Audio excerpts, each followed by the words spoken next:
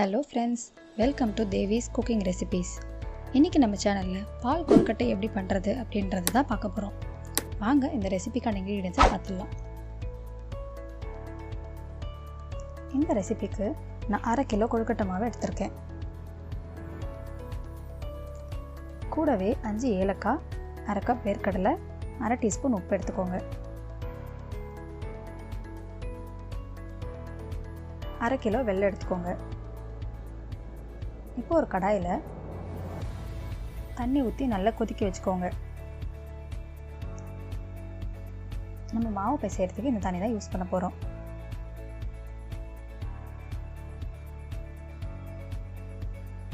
இப்போ ஒரு பவுலில் அந்த கொழுக்கட்டை மாவை ஆட் பண்ணிக்கோங்க. இதில் ஒரு 1/4 கப் தனியாக எடுத்து வச்சுக்கோங்க. அதை பின்னாடி யூஸ் பண்ணிக்கலாம். இது கூடவே உப்பு ஆட் பண்ணி நல்லா மிக்ஸ் பண்ணிக்கோங்க.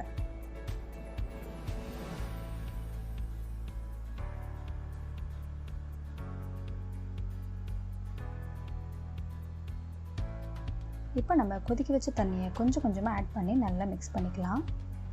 ஃபுல்லாக ஆட் பண்ணிடாதீங்க, கொஞ்சம் கொஞ்சமாக ஆட் பண்ணுங்கள். அப்போ தான் கரெக்டான பதம் வரும்போது இதை ஸ்டாப் பண்ண முடியும். பாருங்கள், இந்த மாதிரி பதத்தில் தான் நம்ம தண்ணி ஊற்றுறது ஸ்டாப் பண்ணிக்கணும். நல்லா உருட்டுற அளவுக்கு ஒரு பதமாக இருக்கணும். இந்த மாதிரி இதில் நான் 2 வகையான மெத்தட் காமிச்சிருக்கேன். ஃபர்ஸ்ட் மெத்தட் பார்த்தீங்கன்னா நம்ம அச்சில் தான் செய்ய போகிறோம். இந்த மாதிரி ஒரு பெரிய உருண்டை இந்த அச்சுக்குள்ளே போட்டுக்கோங்க. நான் இன்றைக்கி ரவுண்ட் அச்சு தான் எடுத்திருக்கேன். உங்களுக்கு வேணும்னா எந்த டிசைனில் வேணாலும் எடுத்துக்கலாம். இது ஒரு க்ளீனான கிளாத்தில் இந்த மாதிரி புழிஞ்சு விட்டுக்கோங்க. இது ரொம்ப ஈஸியான டைம் சேவிங்கான ப்ராசஸுங்க. இந்த மாதிரி பிழிஞ்சு விட்டு இப்போ ஒரு 5 நிமிஷம் விட்டுருங்க. இன்னொரு மெத்தட் பார்த்தீங்கன்னா இந்த மாதிரி கையிலேயே உருட்டலாம். உங்களுக்கு விருப்பமான ஷேப்பில் உருட்டிக்கலாம். ரவுண்டாகவும் இருக்கலாம், இல்லை எந்த ஷேப்பில் வேணாலும் நீங்கள் உருட்டிக்கலாம். இது காஞ்சதுக்கப்புறம் இந்த மாதிரி கட் பண்ணிக்கோங்க. இது ரொம்ப டைம் சேவிங்காக இருக்கும். இப்போ ஒரு கடாயில் 500 ml தண்ணி ஊற்றி நல்லா பாயில் பண்ணிக்கோங்க.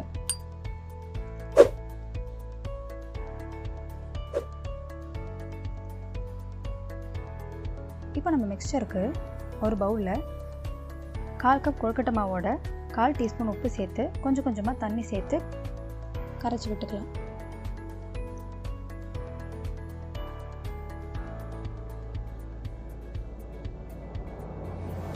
எங்கேயும் கட்டியாக இல்லாத அளவுக்கு கொஞ்சம் கொஞ்சமாக தண்ணி ஆட் பண்ணி நல்லா கரைச்சி விட்டுக்கோங்க.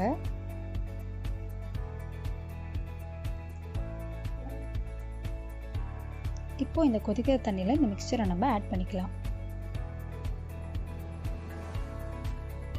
நமக்கு திக்காக வேணுன்றதுக்காக தான் இந்த மாதிரி ஆட் பண்ணுறோம். நான் இதில் வாட்டர் தாங்க எடுத்திருக்கேன். நீங்கள் வேணும்னா பால், அப்படி இல்லைன்னா தேங்காய் பால் கூட சேர்த்துக்கலாம்.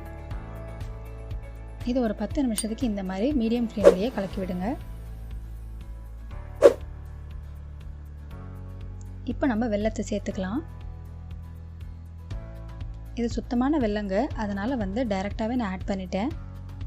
நீங்கள் தனியாக வாங்கி இதை காய்ச்சி அதுக்கப்புறம் நீங்கள் ஆட் பண்ணுங்கள். இதை ஒரு 5 நிமிஷம் நல்லா வெல்லம் கரையிற வரைக்கும் நல்லா கிளறி விடணும்.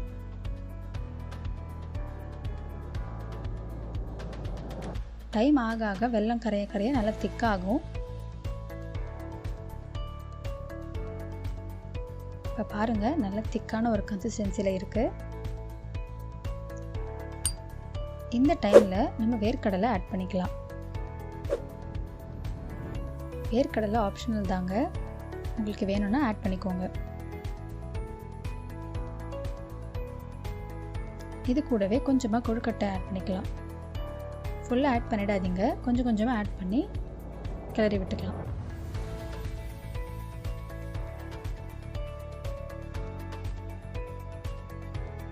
பாருங்கள், நல்லா திக்காக இருக்குது.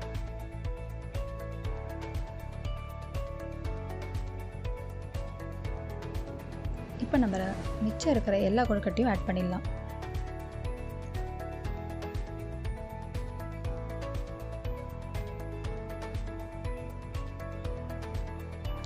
இதை நல்லா கிளறி விட்டுக்கோங்க. இப்போ நம்ம எடுத்து வச்சிருக்கிற ஏலக்காவை பவுடர் பண்ணி சேர்த்துக்கலாம்.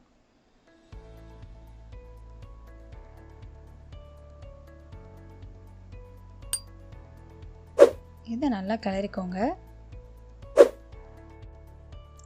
நான் திக்காக தாங்க பண்ணியிருக்கேன், அதனால 750 ml தான் தண்ணி எடுத்திருக்கேன். உங்களுக்கு தண்ணியாக வேணும்னா நீங்கள் 1 லிட்டர் தண்ணி கூட ஊற்றிக்கலாம். இப்போ நம்ம துருவி வச்சிருக்கிற தேங்காய் 1 கப் ஆட் பண்ணிக்கலாம். அப்படி இல்லைன்னா நீங்கள் தேங்காய் பால் கூட சேர்த்துக்கலாம்.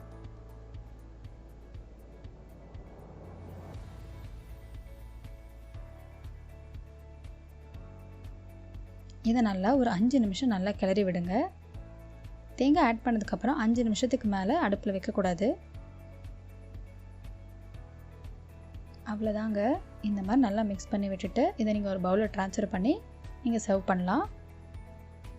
ரொம்ப ஈஸியாக சுவையான ஒரு பால் கொழுக்கட்டை எப்படி செய்கிறதுன்னு பார்த்தோம். கண்டிப்பாக உங்கள் வீட்டில் ட்ரை பண்ணி பாருங்கள்.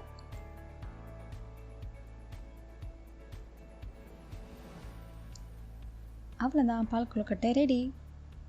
நீங்கள் மேலே டெக்கரேட் பண்ணிக்கிறதுக்கு முந்திரி அப்படி இல்லைனா வேர்க்கடலை கூட யூஸ் பண்ணிக்கலாம். கண்டிப்பாக வீட்டில் ட்ரை பண்ணி பார்த்துட்டு இதோட ஃபீட்பேக்ஸை நீங்கள் கமெண்ட் செக்ஷனில் மென்ஷன் பண்ணுங்கள். இந்த வீடியோ உங்களுக்கு பிடிச்சிருந்தா லைக் பண்ணி ஷேர் பண்ணி சப்ஸ்கிரைப் பண்ணுங்கள். தேங்க்ஸ் ஃபார் வாட்சிங்.